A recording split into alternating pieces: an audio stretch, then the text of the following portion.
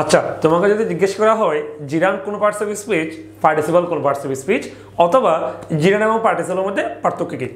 আসসালামু আলাইকুম প্রিয় শিক্ষার্থীরা, আজকে আমরা সেই কনফিউশনটা ক্লিয়ার করতে যাচ্ছি। জিরান কোন পার্টস অফ স্পিচ? স্যার, জিরানডে একটু যদি খেয়াল করি, একটা এন আছে, এ এন মানে হলো নাউন, এবং পার্টিসিপলে একটা এ আছে, পার্টিসিপল এই যে এ মানে হলো অ্যাডজেক্টিভ। ওকে, তার মানে বুঝে গেছো জিরান নাউনের কাজ করে, পার্টিসিপল অ্যাডজেক্টিভের কাজ করে। এখন জিরানটা দেখতে কিরকম, পার্টিসিপলটা দেখতে কিরকম? মজার বিষয় হলো দুটোটা দেখতে সেম, অর্থাৎ জিরান মানেও ভার্বের সাথে আইএনজি, পার্টিসিপল মানেও ভার্বের সাথে আইএনজি।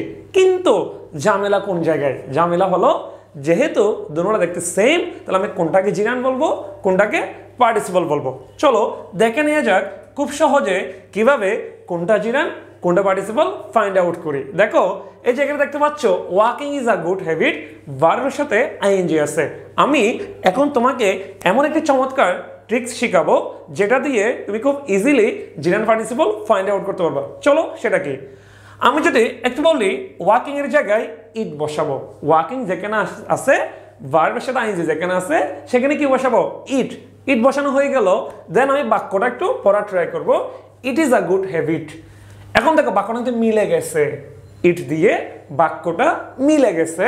স্যার, এই যে ভার্বের সাথে যেখানে আইএনজি সেখানে তুমি মনে মনে ইট বসাবা, ইট দিয়ে বাক্যটা যদি মিলে যায় তখন তুমি সেটাকে বলবা জিরান্ড। ওকে, নেক্সট আরেকটা এক্সাম্পল দেখো, আই লাইক রিডিং। ঠিক সেম কাজটা আমি করব, রিডিং এর জায়গায় ইট বসাবো। এখনো কিন্তু বাক্যটা মিলে গিয়েছে, আই লাইক ইট। যখনই ইট দিয়ে বাক্যটা মিলে যায় সেটাকে আমরা বলি জিরান্ড। নেক্সট দেখো, the girl reading in the library is my sister. Sir, এখানেও যে ভার্বের সাথে আইএনজি রয়েছে সেখানে আমি ইট বসাইলাম। The girl it in the library is my sister. এটা কেমন? তুমি আমার নিজেদের চিন্তা করতে পারো, স্যার এটা কি বলে? স্যার, এইটাই মজা। এই যে দেখো, আমার এখানে ইট বসানোর পর বাক্যটা কিন্তু মিলতেছে না। দ্যাট মিনস ইট দিয়ে যদি বাক্যটা না মিলে সেটা হবে পার্টিসিপল।